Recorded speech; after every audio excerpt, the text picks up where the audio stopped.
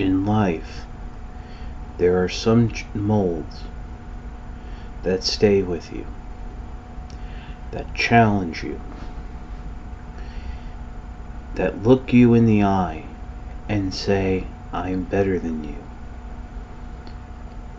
On these occasions, a man must rise to the occasion and say, no, you are not better than me, and must prove his superiority.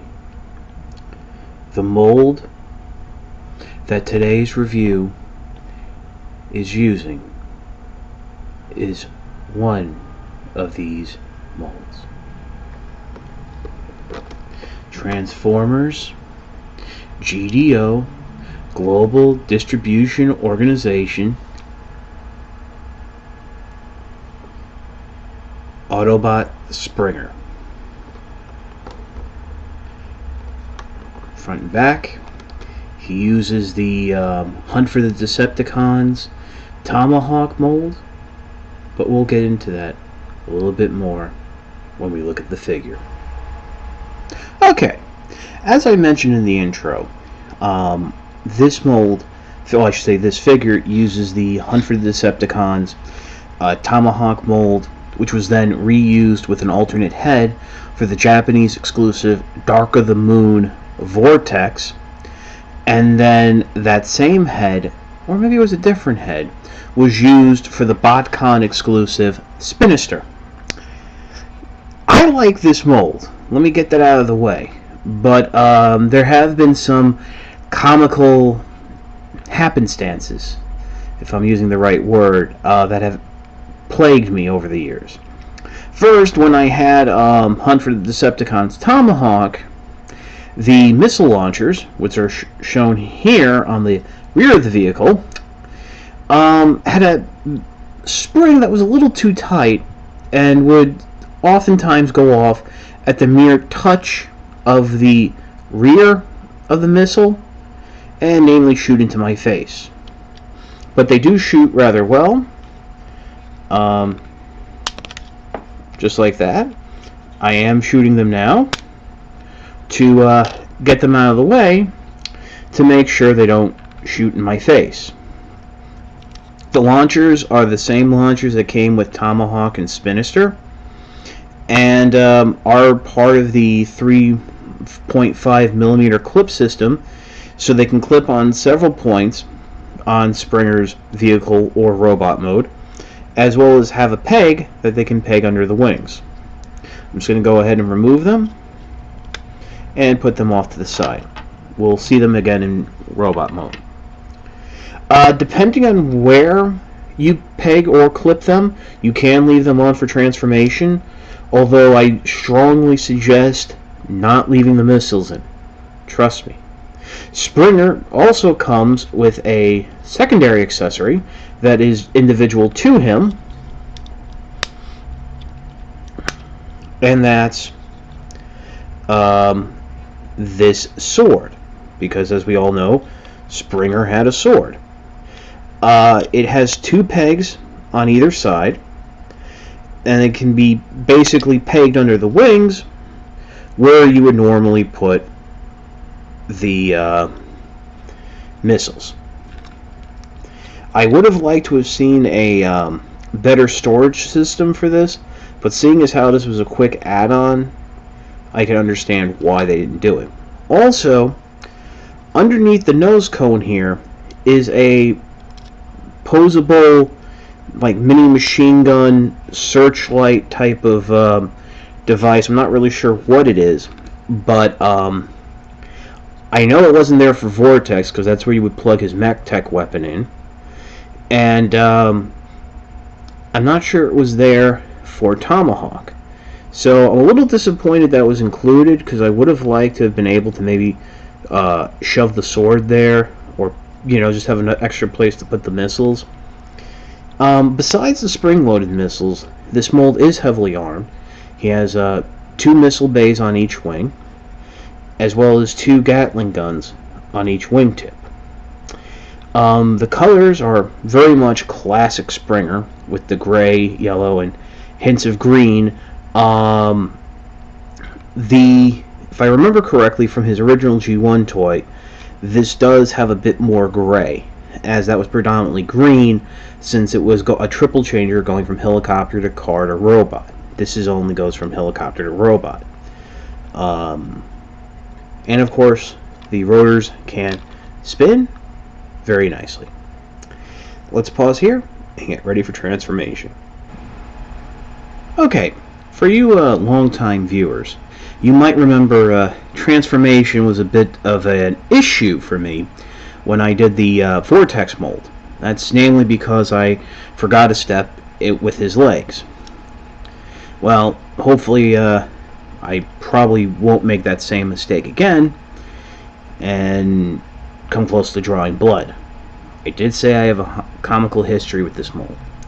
To start us off, let's come around here on the top and fold the rotor blades in. Try to position them towards the back, although they will continue to spin freely. Come around the rear and close up the tail fin. Next, you can come underneath and flip up the landing gear. Might as well also do the landing gear by the nose cone.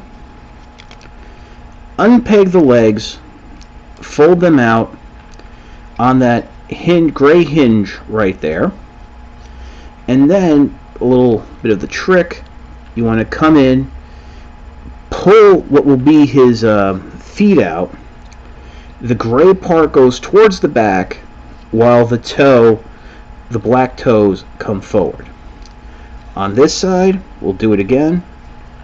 Bring the piece down and then just flip it around. Don't worry about positioning them.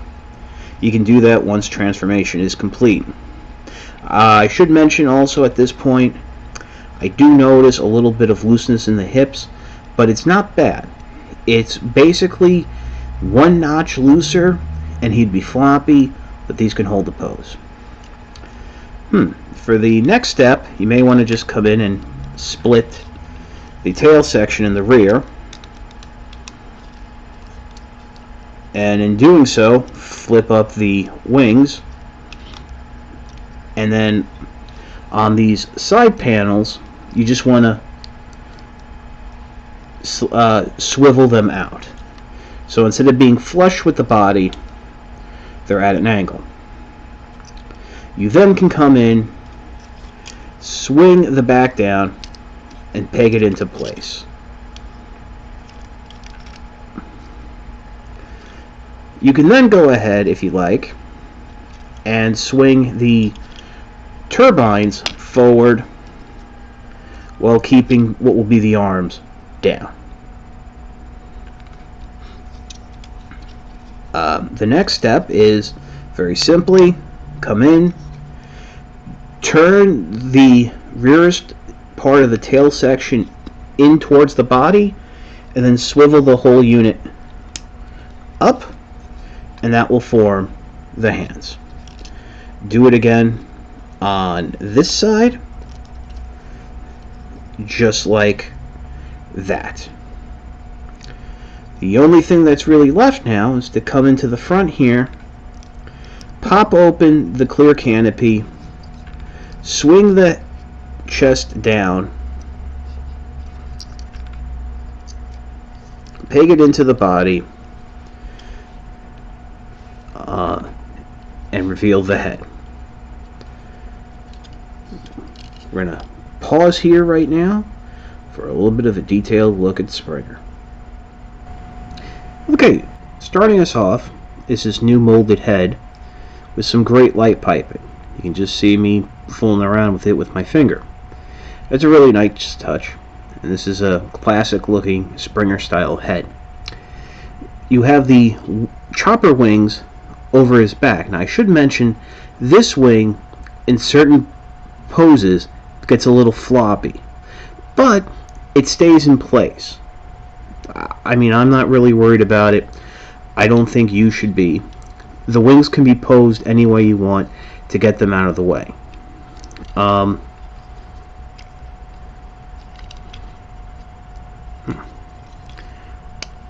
There we go. Just didn't have the chest vents locked in as tightly as I could have.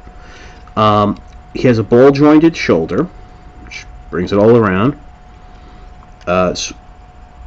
A individually jointed elbow, rotates at the elbow. On this hand, you can swivel the hand back in to have a claw weapon, even though the instructions just show you leaving the hand out and opening and closing the tail fin as pinchers.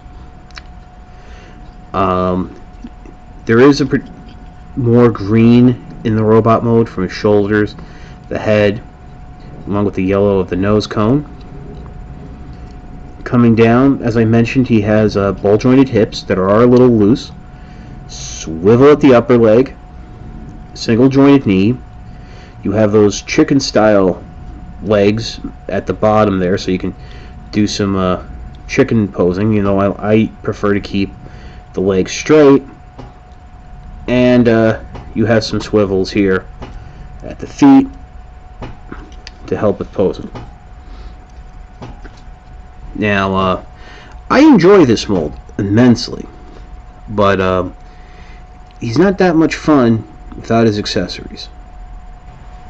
Alright, as you can see, I went ahead and added in his missiles and sword.